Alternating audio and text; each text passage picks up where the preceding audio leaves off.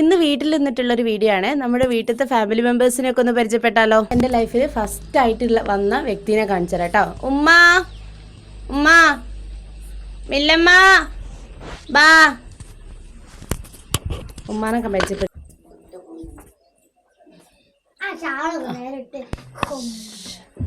തട്ടൊക്കെ നേരിട്ടിട്ട് അവിടെ ക്യാമറ ഓണാണ്. ഒന്ന് ചിരിച്ചാളോ.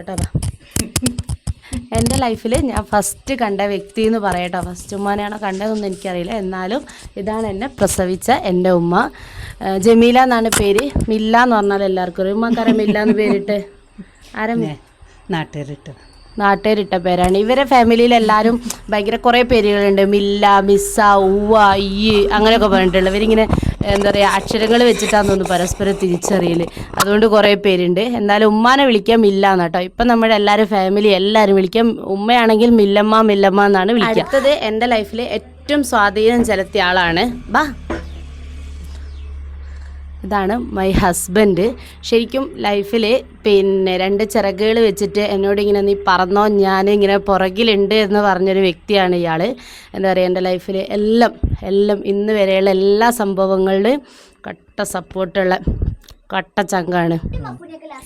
ഇതാണ് ഇപ്പോൾ ഓൾറെഡി എന്നെ പോറ്റിയും കൊണ്ട് നിൽക്കുന്ന ഉമ്മ.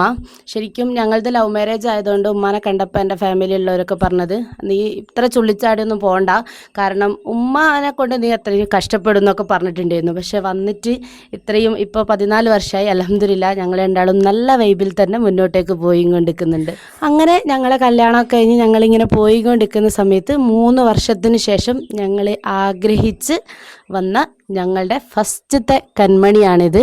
പേര് പറയാം. റീന സഹദിയ എന്നാണ് പേരിട്ടത്. ഹസ്ബൻഡിൻ്റെ ഏട്ടൻ്റെ വൈഫിൻ്റെ അനിയത്തിയാണ് ശരിക്കും റീന സഹദിയ എന്നുള്ള പേരിട്ടത്. ഇപ്പോൾ എത്രാം ക്ലാസ്സിൽ പഠിക്കുന്നത്? 6. ഇപ്പോൾ 6ആം ക്ലാസ് പഠിക്കുന്നത്. എൻ്റെ അത്രയും ആയിട്ടോ, വലുതായി. അങ്ങനെ ഇതാണ് നമ്മുടെ ഫസ്റ്റത്തെ കൺമണി.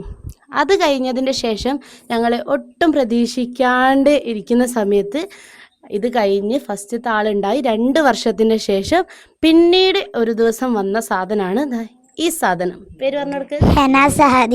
ഹെന സഹദിയ എന്നാണ് പേരിട്ടത്. പെങ്ങളാണ് കേട്ടോ, ഹസ്ബൻഡിൻ്റെ പെങ്ങളാണ് പേരിട്ടത്.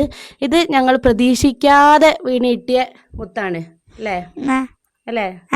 ആ, ഇത് കൂടാണ്ട് ഞങ്ങളുടെ വീട്ടിൽ 2 ആൾക്കാരും കൂടി ഉണ്ട് കേട്ടോ. ഒരു ഗർഭിണിയും ഒരു ചെക്കനും കൂടി ഉണ്ട്.